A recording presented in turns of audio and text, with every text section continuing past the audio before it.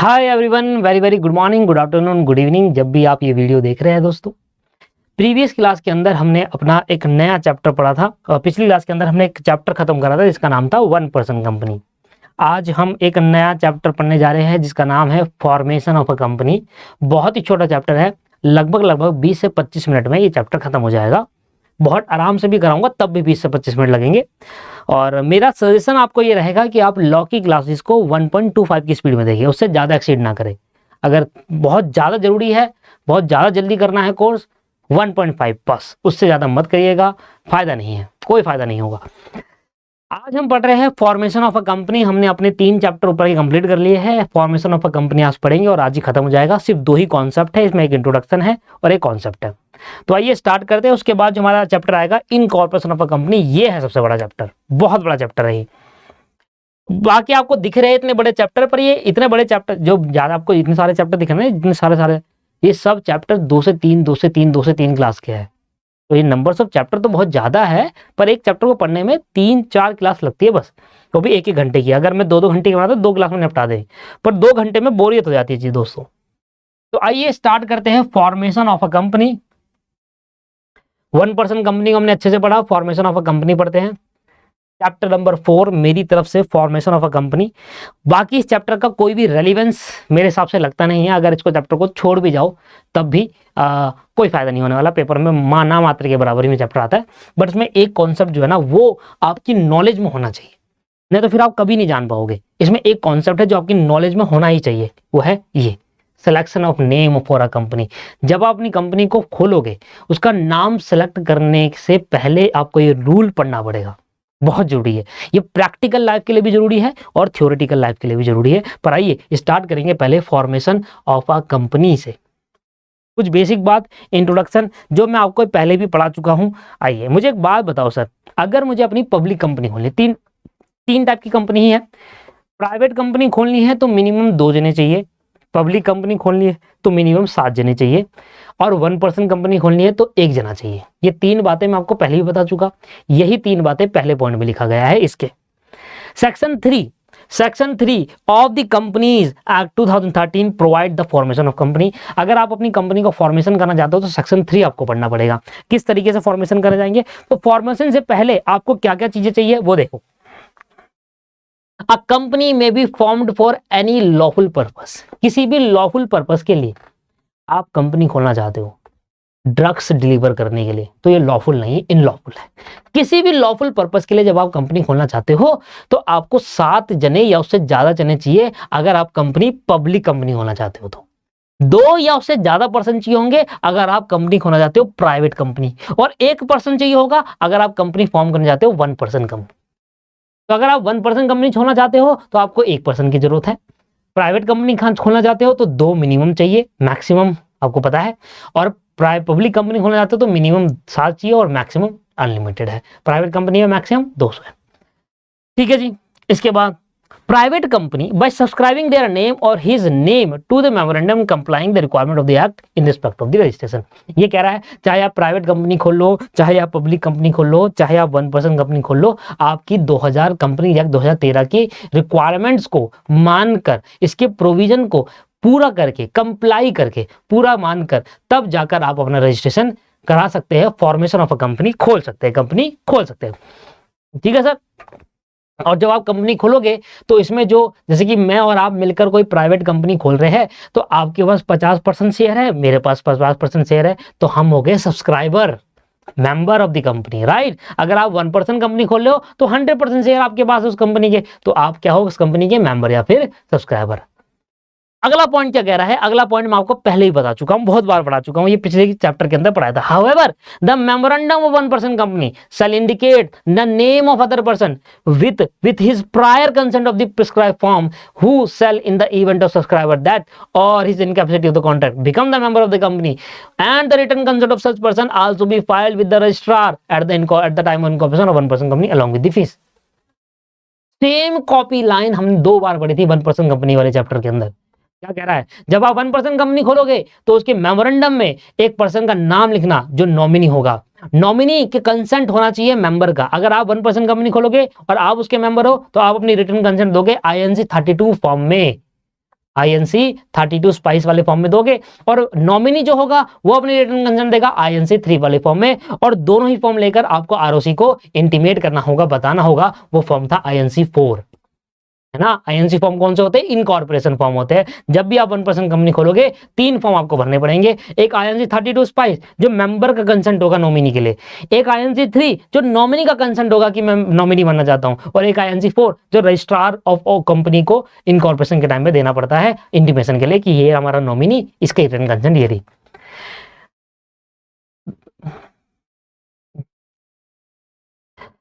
This other person का मतलब क्या है? नॉमिनी, जो अदर पर्सन जिसका नाम हमने लिया। Withdraw his consent in such a manner as may be prescribed, वो पर्सन अपना नाम ऐसी भी टाइम नॉमिनी से हटा सकता है। पढ़ा था हमने। जो मेंबर है वो भी हटा सकता है, और जो मेंबर है वो भी नॉमिनी को हटा सकता है, और नॉमिनी भी अपना नाम खुद अपनी कंसेंट, रिटन कंसेंट देकर, नोटिस देकर हटा सकता है कि मेरा नाम हटा दो नॉमिनी के लिए, नॉमिनी से मेरा नाम हटा दो। या फिर जो मेंबर ऑफ द कंपनी है वो भी हटा सकता है। नॉमिनी वाले चैप्टर में हमने पढ़ा था, और 1% कंपनी के नॉमिनी वाले कॉन्सेप्ट में हमने ये सारी बातें पढ़ी हुई है। वही बातें यहां पर हमने लिखी है। The registrar on the basis of document and information filed, हाँ जी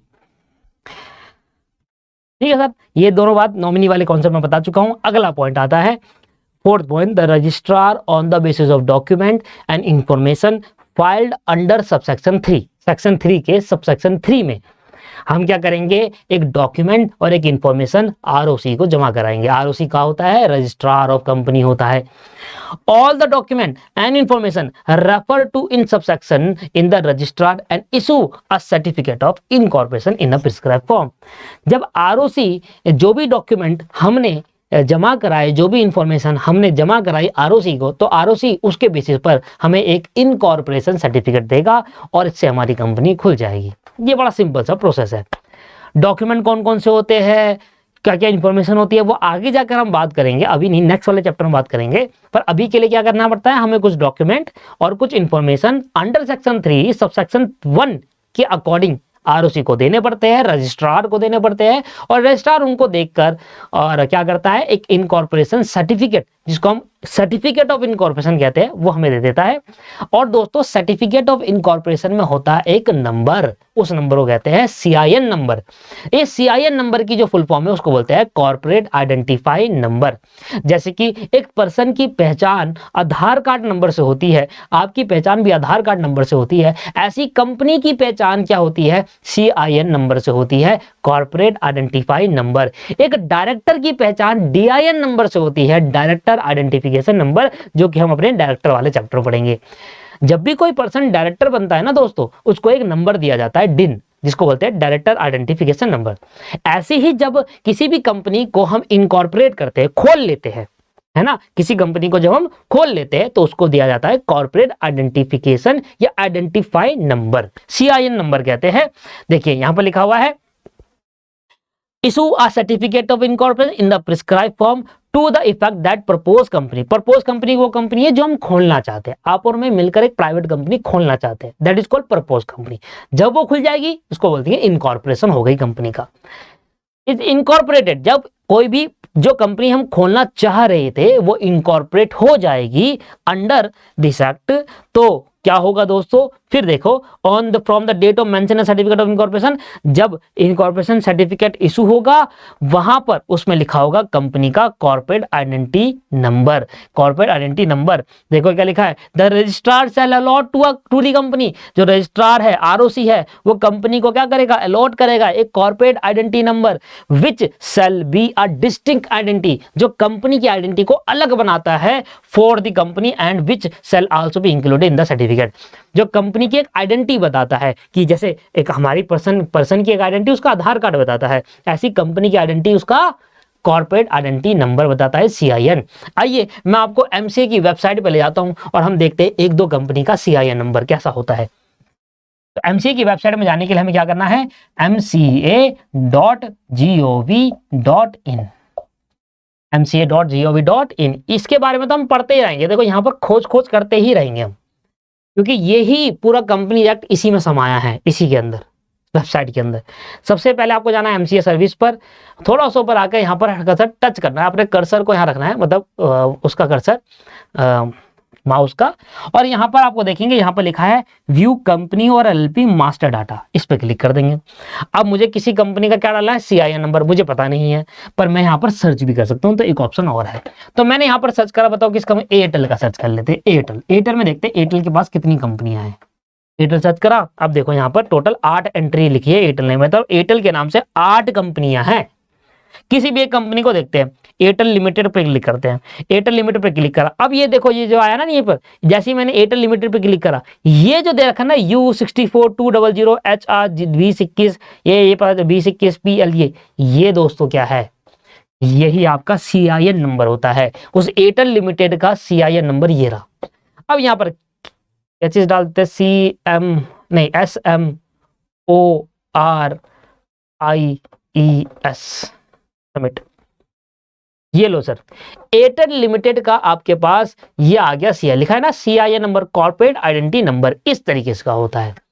तो आप जब कभी कोई अपनी कंपनी खोलते हैं ना, तो इनकॉर्पोरेट सर्टिफिकेट में आपको ऐसा नंबर कुछ मिलेगा, और जब ये नंबर मिलेगा, इसमें जो 2021 होता है ना, ये 2021 इसका मतलब होता है, इस 2021 का मतलब होता है 2021 में इनकॉर्पोरेट हुई है। डेट ऑफ इनकॉर्पोरेशन क्या है, 16 मार्च 2021 को इनकॉर्पोरेट हुई है। और ये कंपनी कैसी कंपनी है, ROC कहाँ है, ROC दिल्ली में ये कंपनी इनकॉर्पोरेट हुई है, मतलब दिल्ली के ROC से रजिस्टर हुई है कंपनी। रजिस्टर नंबर ये रहा आपके पास, कंपनी कैटेगरी है कंपनी लिमिटेड बाय शेयर, ये नॉन गवर्नमेंट कंपनी है और ये पब्लिक कंपनी है। क्या ये लिस्टेड है ये कंपनी, अनलिस्टेड? सर ये अनलिस्टेड कंपनी है, अभी के लिए ये एक्टिव है, डॉर्मेंट नहीं है। आराम पड़ा था ना, डॉर्मेंट नहीं है, एक्टिव है। ये होता है सर CIN नंबर। अब आया समझ में, अब आपको क्लियर हुआ, दिखा नहीं आपको, ये लो सर अब दिख रहा है, ये CIN नंबर है, ये कंपनी का नाम, ये कंपनी कहां पर, किस रजिस्ट्रार ऑफ कंपनी में, किस ROC के पास, मतलब कौन सी स्टेट में रजिस्टर हुई है कंपनी, दिल्ली में, ये रजिस्ट्रेशन नंबर, ये कंपनी लिमिटेड बाय शेयर है, नॉन गवर्नमेंट कंपनी है और पब्लिक कंपनी है। इसकी ऑथराइज कैपिटल इतनी है और इसकी पेड अप कैपिटल इतनी है। अब ये नई नई खोली गई है कंपनी, किसी के पर्पस के लिए खोली गई होगी, अभी रिसेंटली खुली है कंपनी। थोड़ा बैक आके दूसरा कोई लो, बैक आते, अरे यार यही दिक्कत है इस साइट में, गवर्नमेंट की साइट में ना दोबारा जाना पड़ेगा। थोड़ा सा और सर्च करते हैं, क्योंकि देखिए जितना आप इसको समझेंगे, जितना आप इस पूरी वेबसाइट को समझेंगे ना, उतना ही आपके प्रैक्टिकल लाइफ के लिए जरूरी है, उतना ही जरूरी है आपके प्रैक्टिकल लाइफ के लिए। वेबसाइट को समझना बहुत जरूरी है। आज से पहले तो नहीं पता था ना आपको, अब पता चल रहा है ना। ये तो फ्री क्लासेस में नहीं मिलेगा ना आपको, ये चीज तो कभी नहीं मिलेगी आपको फ्री क्लासेस के अंदर। ये होता है बेनिफिट कि हर कोई आप खुद समझिए, कोई भी टीचर फ्री क्लासेस के अंदर कभी भी आपको पूरी नॉलेज कभी नहीं देगा। हालांकि मैं अपनी फ्री क्लासेस जब डिलीवर करता हूं तो मैं रेगुलर क्लासेस फ्री की तरह अपलोड कर देता हूं, तो मेरा तो अलग ही रहता है, बाकी का मुझे पता नहीं, बाकी और भी टीचर करते होंगे ऐसा। मैं किसी टीचर को गलत वगैरह नहीं कह रहा, मेरी इंटेंशन ऐसी नहीं है कहीं आप सोचो कि यार ये तो दूसरे टीचर को गलत कह रहा है, नहीं। अच्छा, एयरटेल पेमेंट बैंक का देखिए एक बार, एयरटेल पेमेंट बैंक का, ये देखो एयरटेल पेमेंट बैंक का CIN नंबर आ गया 2010 में 2010 दिख रहा है आपको, 2010 लिखा हुआ है ना, इसका मतलब 2010 में इनकॉर्पोरेट हुई है ये। बहुत बढ़िया, ये तो लो जी सर आ जाइए, NAICKER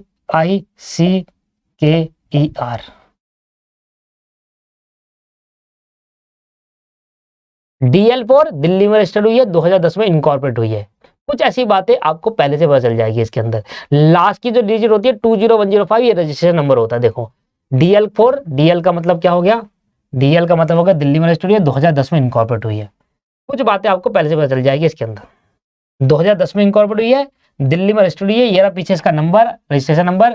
कंपनी है Airtel payment bank limited, Airtel payment bank company limited by share, non government company, public company. देखना ऑथराइज कैपिटल कितनी है, मैक्सिमम कैपिटल इतना, मतलब ये कंपनी इतना फंड उठा सकती है मैक्सिमम, और पेड अप इतना अभी तक पे हो चुका, मतलब इतना डिफरेंस जो आएगा ना, इतना और फंड ले सकती है दोस्तों। ये इसका मतलब है, एक्टिव है कंपनी बिल्कुल। अभी देखो इसकी AGM क्या हुई थी, एनुअल जनरल मीटिंग कहते हैं AGM को। AGM हुई है इसकी 11/7/2022 को हुई है, और डेट ऑफ बैलेंस शीट कब है, 31 मार्च 2022 को इसकी डेट ऑफ बैलेंस शीट बनी है, लास्ट ईयर 31 मार्च 2022। ये इनके क्या है, कुछ एसेट है। अब ये देखो ये कंपनी के हो गए डायरेक्टर, और मैं आपको बता रहा था ना DIN, डायरेक्टर आइडेंटिफिकेशन नंबर, तो इस कंपनी का डायरेक्टर है सुनील भारती मित्तल, अरिजीत रंजन सर्कल ये है और इनके नंबर है, तो ये डायरेक्टर आइडेंटिफिकेशन की इस नंबर से हम पहचान सकते हैं कि ये डायरेक्टर के बारे में डिटेल हमें मिल सकती है। ये देखो मिल रहा है सुनील बद्री, ये देखो अभी पता चल गया इनके पास ये डायरेक्टर है सर, ये देख रहे हो आप, ये director list of the company किस किस, ये है डायरेक्टर मास्टर डाटा कि ये पर्टिकुलर पर्सन किस किस कंपनी का डायरेक्टर है। इतनी सारी कंपनी का, ये सारी कंपनीज है और ये इनके CIN नंबर, इस तरीके से दोस्तों पता चल जाता है। देखो ये सुनील मित्तल कितने जने का डायरेक्टर भाई साहब, राजेश को देखा कितने जने का डायरेक्टर है, ये 3 कंपनी का डायरेक्टर है, इन कंपनी का डायरेक्टर है। चलिए सर, और LLP का भी है डायरेक्टर है ये, तो राजेश का ये इस नंबर से हम पता लगा सकते हैं डायरेक्टर आइडेंटिफिकेशन किस कंपनी में क्या अंदर डायरेक्टर है। तो ये बहुत सी चीजें हमें मिल सकती है, बट अभी के लिए आप कहोगे यार हमारे लिए तो रिलेवेंट है, बट इन फ्यूचर आपको ये बेनिफिट प्रोवाइड करता है। तो CIN नंबर के बारे में पता चल गया थोड़ा बहुत, ठीक है। Last, the company shall maintain and pre-reserve at his registered office copy of all document information original file। ये लास्ट वाला पॉइंट बता क्या कह रहा है, जब भी रजिस्ट्रार ऑफ कंपनी के अंदर आपको आपकी कंपनी इनकॉर्पोरेट हो जाएगी, खुल जाएगी, तो जो ROC कॉर्पोरेशन इनकॉर्पोरेशन सर्टिफिकेट देता है, ऑल डॉक्यूमेंट देता है, तो जितने भी डॉक्यूमेंट और इन्फॉर्मेशन है ना इनकॉर्पोरेशन के, वो सारे संभाल के रखने हैं। कब तक रखने संभाल के, जब तक कंपनी बंद ना हो जाए। मतलब इनकॉर्पोरेशन सर्टिफिकेट और जितने भी डॉक्यूमेंट है वो till the date of dissolution तक आपको संभाल कर रखने हैं। ये लास्ट वाला पॉइंट हमें ये कह रहा है अंडर दिस एक्ट। आप एक बार पढ़ के देखिए, आपको समझ में आएगा यही कह रहा है। तो इतनी बातें आपको समझ में आ गई है।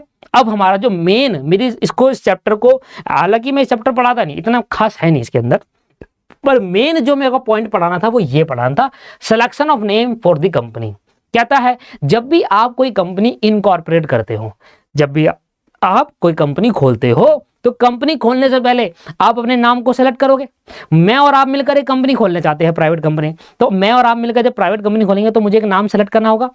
अब जब मैं कोई नाम सेलेक्ट करूंगा तो सेलेक्ट करने से पहले मुझे ये देखना होगा कि जो नाम मैं सेलेक्ट कर रहा हूं वो नाम की कंपनी कहीं पहले की तो नहीं है, पहले तो नहीं खुली ऐसी नाम की कंपनी, राइट, क्योंकि मैं किसी का नाम कॉपी नहीं कर सकता। पर लोग बहुत चालाक है, एयरटेल कंपनी खुली है, ठीक है, तो लोग ने क्या करा, एयरटेल्स प्राइवेट लिमिटेड कर दिया, एयरटेल लिखा था एयरटेल्स कर दिया। तो ऐसा कर सकते हैं क्या, नहीं कर सकते। क्या हम ऐसा कर सकते हैं जैसे कि दीपक क्लासेस प्राइवेट लिमिटेड कंपनी है, तो आप ऐसा लिख सकते हैं दीपक @क्लासेस प्राइवेट लिमिटेड, क्या ऐसा कर सकते हैं, नहीं सर, पढ़ने में तो नाम वही आ रहा है ना, दीपक क्लासेस, @ को कौन पूछ रहा है। तो आप ऐसा नहीं कर सकते, इसलिए रूल 8 बनाया गया। कंपनीज एक्ट के अंदर इनकॉर्पोरेशन रूल में रूल 8 डाला गया, और रूल 8 में ये बताया गया, एग्जाम्पल देके इलस्ट्रेट करके बताया गया कि आप कैसे कैसे कंपनी के नाम नहीं लिख सकते। अरे दीपक क्लासेस को क्लास कर दिया, ऐसा हटा दिया पीछे से, तो क्या ये दूसरा नाम बन गया, नहीं सर, गलत है। तो रूल 8 के प्रोविजन को ध्यान में रखते हुए ही आप अपनी कंपनी का नाम सेलेक्ट करिए। कंपनी का नाम सेलेक्ट करते वक्त हमें रूल 8 के प्रोविजंस मानने होंगे। और रूल 8 आपको क्या बताता है, रूल 8 बताता है कि ऐसी कोई भी कंपनी पहले से है और उसका नाम आप हल्का फुल्का मॉडिफाई करके अपना नाम से कंपनी खोल रहे हो तो गलत है। आप क्या क्या नहीं कर सकते, जैसे कि फॉर एग्जाम्पल मैंने एक नाम लिया रवि प्राइवेट लिमिटेड, ठीक है ना, रवि प्राइवेट लिमिटेड, आपने लिखा रवीज प्राइवेट लिमिटेड, नहीं चलेगा, गलत है ये। आप ऐसा कर लो रविशंकर प्राइवेट लिमिटेड, तो ये चल सकता है।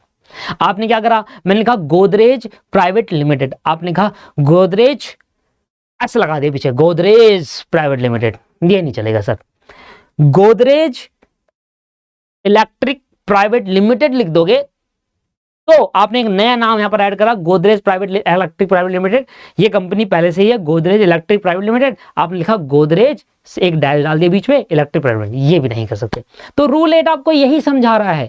रूल 8 आपको कंपनीज एक्ट का इनकॉर्पोरेशन रूल है, ये इनकॉर्पोरेशन रूल का रूल नंबर 8 आपको क्या बता रहा है, वो ये बता रहा है कि आप ऐसी कंपनी जो पहले से एग्जिस्ट करती है उनके नाम आप हल्का फुल्का चेंज करके अपने नाम जैसा अपने नाम कंपनी का नाम नहीं सेट कर सकते, right, that is called rule 8। तो आइए जरा जगह पढ़िए, क्या मैंने समझाया, मैंने आपको समझाया कि before incorporation of a company the promoter कौन होता है, वो पर्सन जो कंपनी खोलता है। तो promoter had to select a name for the company, promoter जो पर्सन कंपनी खोल रहा है, मतलब हम दोनों खोल रहे हैं तो हम प्रमोटर हो गए, तो हम अगर कंपनी खोल रहे हैं तो हम अपनी कंपनी का नाम सेलेक्ट करना होगा।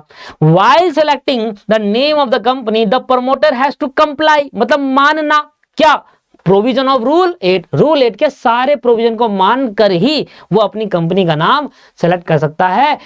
Which give the list, rule 8 हमें क्या दे रहा है, ऐसे लिस्ट बता रहा है जो आप इस तरीके से, वो बता रहा है, रूल 8 हमें बता रहा है कि इस तरीके के नाम आप सेलेक्ट नहीं कर सकते, हल्का फुल्का चेंज करने से नाम नहीं नया हो जाएगा, आप सेलेक्ट नहीं कर सकते। तो आइए दोस्तों एमसीए की वेबसाइट पर जाते हैं, फिर से एमसीए सर्विस पे क्लिक करते हैं और हमें रूल जाना है। तो ये एक्ट एंड रूल्स, मैं आपको साथ साथ बताता हुआ चलूंगा कि ये सब कहाँ मिलते हैं।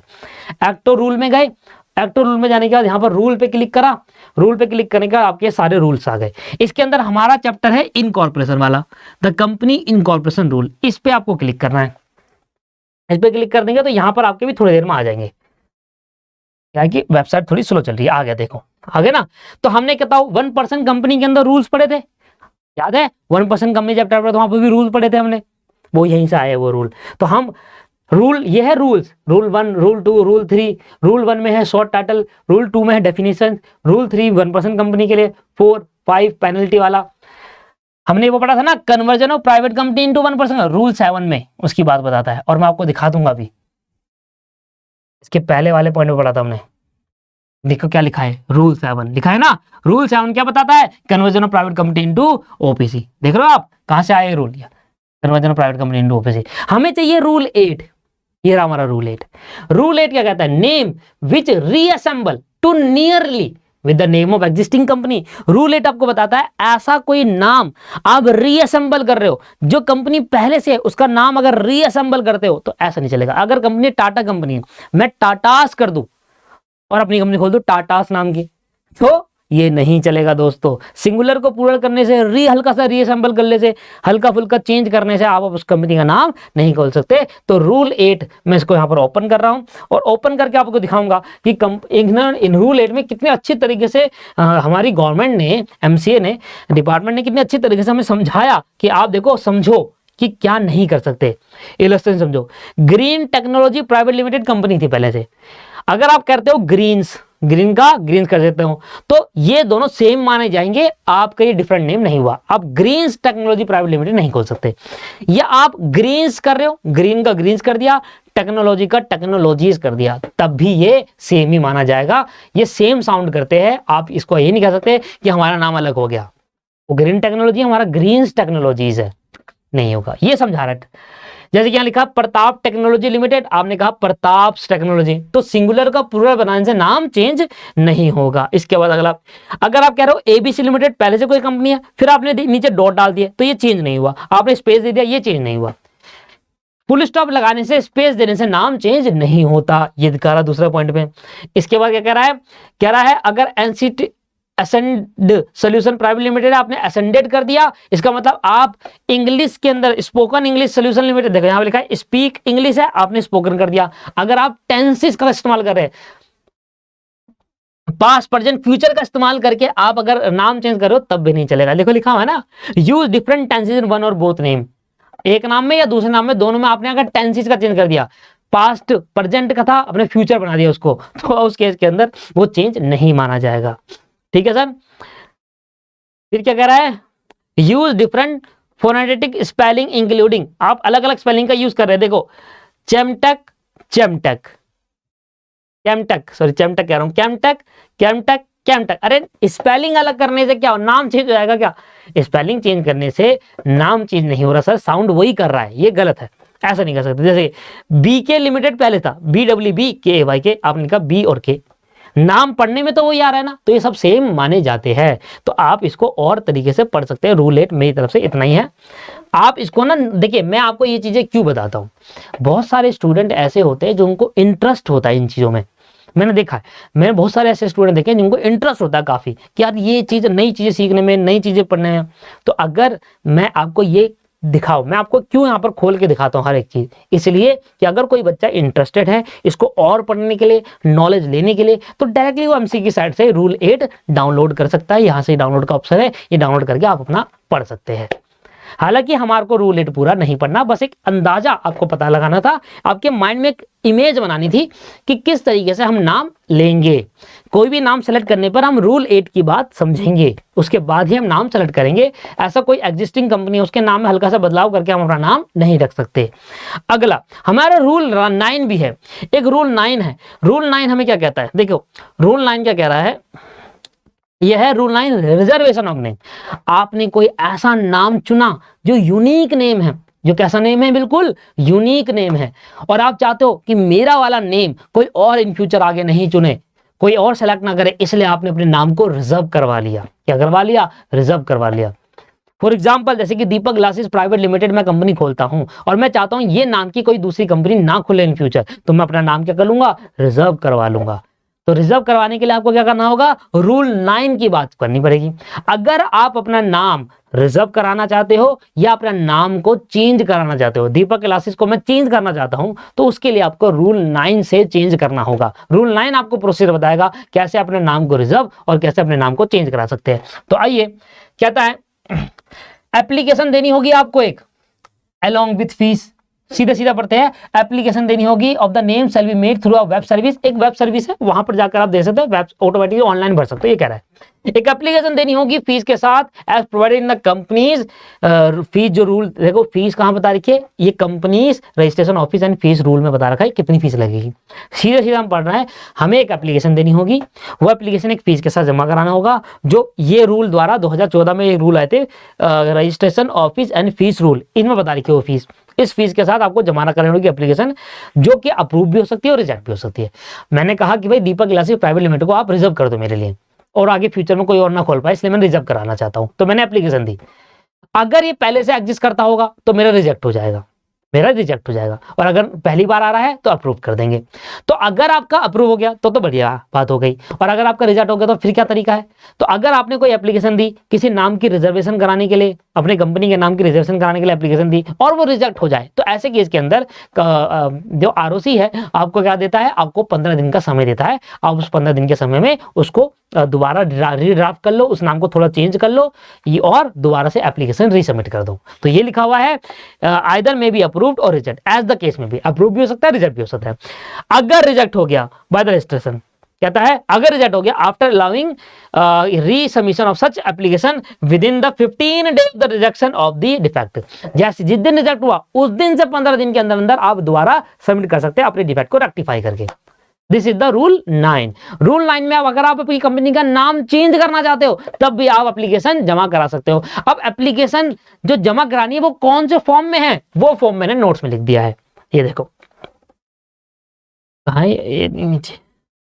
यार पॉइंट तो क्लियर हो गया यार। Rule 9 provide that for the reservation of name an application for the reservation name shall be made in the form INC1 along with the fees. Fees वाली रूल है, फीस के रूल में rule है, fees के लिए अलग से rule book बना रखी है, वहां बताएंगे।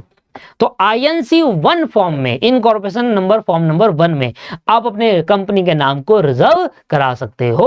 और अगर आपका कंपनी का नाम जो आप रिजर्वेशन के लिए एप्लीकेशन डाली अगर वो रिजेक्ट हो जाए तो रिजेक्शन डेट से 15 दिन के अंदर आप रीसबमिट कर सकते हो। ठीक है ना सर, ये बातें इसमें लिखी थी ना स्टडी मैट में, आपके ये बातें लॉ में लिखी हुई है, इसलिए वो पढ़ाकर भी आपको क्लियर कर दी चीजें। लास्ट कह रहा है where the article contain an entrenchment. अब इन रिट्रेचमेंट क्या होता है, देखिए आगे जाकर हम एक कौन सा पढ़ेंगे, article of association. Article of association में होते हैं rules and regulation of the company. Company के जितने भी रूल्स एंड रेगुलेशन होते हैं वो होते हैं। उसमें एक क्लॉज होता है इन रिट्रेचमेंट क्लॉज। उस क्लॉज का मतलब होता है कि अगर कंपनी चाहे तो अपने आर्टिकल के अंदर कोई भी रूल ऐड और कोई भी रूल हटा सकती है, that is called amendment rule, amendment. तो अगर अपने आर्टिकल को अमेंड कराना चाहते हैं तो वहां पर इंट्रेचमेंट क्लॉज डाल ले। उस इंट्रेचमेंट क्लॉज का मतलब ये होता है, क्लॉज एक क्लॉज डालना होगा, एक पॉइंट डालना होगा, इंट्रेचमेंट पॉइंट्स, जिसको हम इंट्रेचमेंट क्लॉज कहते हैं। अगर आप अपने आर्टिकल में इंट्रेचमेंट क्लॉज डालते हो इसका मतलब यह है कि कंपनी चाहेगी, कंपनी चाहती, अगर कंपनी चाहे तो अपने आर्टिकल को चेंज कर सकती है, उसमें आर्टिकल के कोई भी पॉइंट हटाकर नया डाल सकती है, कोई पॉइंट चेंज कर सकती है, रेक्टिफाई कर सकती है, अमेंड कर सकती है। इन बेसिक, इन द शॉर्ट, अपने आर्टिकल को अमेंड करने के लिए तो कोई भी कंपनी अपने आर्टिकल को तभी अमेंड कर पाएगी जब उसमें इंट्रेचमेंट क्लॉज होगा। अगर किसी कंपनी के आर्टिकल में इन इनट्रेचमेंट क्लॉज है तो उसको आरओसी को बताना होगा कि हमारे आर्टिकल में इनट्रेचमेंट क्लॉज है, और वो बताने के लिए आरओसी को एक फॉर्म भरना होगा जो INC 2 भी भर सकते हो और INC 7 भी भर सकते हो फीस के साथ at the time of incorporation. मेरी और आपकी एक प्राइवेट कंपनी है, हम चाह रहे हैं मैं अपने आर्टिकल ऑफ एसोसिएशन में हमारे लिखे होंगे कंपनी के रूल्स एंड रेगुलेशन, तो हम उसमें एक इनट्रेचमेंट क्लॉज डाल रहे हैं जिसके पर्पस होता है कि कंपनी चाहे तो जब मर्जी अपने आर्टिकल में अमेंड कर सकती है, बट उसकी कंडीशन है स्पेशल रेजोल्यूशन पास करना होगा। एटलीस्ट 75% लोग एग्री होने चाहिए उसके लिए। स्पेशल रेजोल्यूशन पास करोगे तभी आप अपने आर्टिकल को अमेंड कर सकते हो, और अमेंड तभी हो सकता है जहां पर इंट्रेचमेंट क्लॉज होगा। समझ में आया? आर्टिकल के अंदर एक इंट्रेचमेंट क्लॉज होगा तो इसका मतलब है आप अपने आर्टिकल को अमेंड कर सकते हो with condition that is 75% of the special resolution pass होना चाहिए। आप तभी अपने आर्टिकल में अमेंड कर सकते हो जब 75% स्पेशल रेजोल्यूशन पास होगा। ठीक है, स्पेशल रेजोल्यूशन पास करना होगा जो कि 75% शेयर होल्डिंग होनी चाहिए, एग्री होनी चाहिए। कब? तो क्या होता है अगर आप अपने कंपनी खोलना है, इनकॉर्पोरेट करना है, और मैं और आप मिलकर एक कंपनी खोल रहे हैं प्राइवेट लिमिटेड, ठीक है, हम अपनी आर्टिकल ऑफ एसोसिएशन में डाल रहे हैं इंट्रेचमेंट क्लॉज, और जैसे आप अपने आर्टिकल में इंट्रेचमेंट क्लॉज डालोगे तो आपको आरओसी को नोटिस देना पड़ेगा, एक इंटीमेशन देना होगा कि हाँ हमने अपने आर्टिकल में एक इंट्रेचमेंट क्लॉज डाला है, इसका पर्पस ये है कि हम अपने आर्टिकल को टाइम टू टाइम अमेंड कर सकते हैं विद स्पेशल रेजुलेशन, राइट। उसके लिए आपको एक फॉर्म जमा कराना होगा आरओसी को कि हमने ये डाला हुआ है क्लॉज, जो फॉर्म है INC 2 and INC 7 with fees, right. ये फॉर्म कब है? जब आपकी कंपनी खुल रही है, खुली नहीं है अभी, इनकॉर्पोरेशन के टाइम पर आप दे रहे हो, मेरी कंपनी अभी खुल रही है, उस टाइम मैंने क्लॉज डाला है तो इनकॉर्पोरेशन के टाइम पे ये फॉर्म भी सबमिट करा दूंगा मैं क्लॉज के साथ, राइट। पर मान लो आपकी कंपनी खुल गई और आप इंट्रेचमेंट क्लॉज डालना भूल गए, तो अब क्या नहीं डाल सकते? डाल सकते हो। इनकॉर्पोरेशन होने के बाद 30 दिन के अंदर अंदर आप दोबारा एक फॉर्म भरोगे MGT 14 फॉर्म भरकर आप ये क्लॉज ऐड करवा सकते हो अपने आर्टिकल के अंदर। ये है last point. In case of existing company, मतलब आपकी कंपनी खुल चुकी है, the same shall be filed in a form number MGT 14 within 30 day from the date of entrenchment of article. जिस दिन आपने आर्टिकल में इंट्रेचमेंट डाला, मतलब जिस दिन आपने आर्टिकल ऑप्शन में वो इंट्रेचमेंट क्लॉज डाला ना, उस दिन, जिस दिन डाला उस दिन से 30 दिन गिने जाएंगे, और उस दिन से 30 दिन गिनने के बाद आप 30 दिन के अंदर अंदर आरओसी को एक नोटिस दोगे MGT 14 फॉर्म में और कहोगे कि हमने अपने आर्टिकल ऑफ एसोसिएशन में इंट्रेचमेंट क्लॉज डाल दिया है, जिसका पर्पस आर्टिकल को टाइम टू टाइम अमेंड करना है विद स्पेशल रेजुलेशन पास करके ही, राइट। तो अगर आपकी कंपनी इनकॉर्पोरेट हो रही है, इनकॉर्पोरेशन के टाइम आपने आर्टिकल में वो क्लॉज डाल दिया तो INC 2 और INC 7 फॉर्म बनना है। और अगर आपकी कंपनी इनकॉर्पोरेट हो चुकी है और आपके आर्टिकल में वो क्लॉज नहीं है, तो जिस दिन आप वो क्लॉज डालोगे उस दिन से 30 दिन के अंदर अंदर आपको आरओसी को भी बताना होगा with MGT 14 form. This is the final. Low sir, लगभग आधा घंटा लगा है मुझे इस चीज को बताने में, और देखिए मैंने आपको दोनों पॉइंट पढ़ा दिया। और ये बताओ, ये पॉइंट था ना इंपॉर्टेंट, ये पॉइंट इंपॉर्टेंट था, चारों पॉइंट इंपॉर्टेंट है। रूल 8 वाला भी, जिसके अंदर हम क्या बात करते हैं, रूल 8 में हम ये बात करते हैं कि दोस्तों कभी भी कोई कंपनी का नाम सिलेक्शन करोगे तो रूल 8 को ध्यान में रखते हुए करना। उसमें यह बताया गया है कि कोई एग्जिस्टिंग कंपनी है उसके नाम में हल्का फुल्का चेंज करके आप नया नाम नहीं सेलेक्ट कर सकते, ठीक है। रूल 9 में यह है कि आप अगर आपका नाम यूनिक है और आप चाहते हो फ्यूचर में आपका नाम कोई और यूज ना करे, तो रूल 9 में आप एक फॉर्म भरोगे और उस फॉर्म में बताकर अपने एप्लीकेशन को क्या कर सकते हो, INC 1 फॉर्म भर के अपने नाम को रिजर्व करवा सकते हो। इसके बाद अगर आप इंट्रेचमेंट क्लॉज डालते हो in the time of incorporation, तो आपको INC 2 और INC 7 फॉर्म भर के आरओसी को बताना होगा। अगर आपकी कंपनी खुल चुकी है उसके बाद आर्टिकल में ये क्लॉज डाल रहे हो, तो 30 दिन के जिस दिन क्लॉज डाला उस दिन से 30 दिन के अंदर अंदर MGT 14 फॉर्म भर के आरओसी को बताना होगा। लो, इनकॉर्पोरेशन फॉर्म चलते हैं जब कंपनी इनकॉर्पोरेट हो रही है, उसके बाद MGT वाले 14 फॉर्म चलते हैं मैनेजमेंट वाले, right. And this is the chapter यहाँ पर खत्म हो गया है। अब नेक्स्ट क्लास में हम नया चैप्टर पढ़ेंगे, इनकॉर्पोरेशन ऑफ अ कंपनी, या कंपनी इनकॉर्पोरेट होगी या कैसे होगा, क्या प्रोसेस है, कैसे करना है, क्या क्या चीजें होती है, वो सारी बातें उसी चैप्टर में बता रही है। ये तो बेसिक चैप्टर है। इनकॉर्पोरेशन कैसे होगा, क्या क्या चीजें चाहिए, वो सब हमें उस चैप्टर पढ़ना है, तो वो चैप्टर ही बहुत बड़ा है, 4 से 5 क्लास लगेगी उसमें चैप्टर करने में। मिलते हैं दोस्तों नेक्स्ट क्लास में। होपफुल आपको आज की क्लास समझ में आई होगी। धन्यवाद। Have a nice day. Bye bye.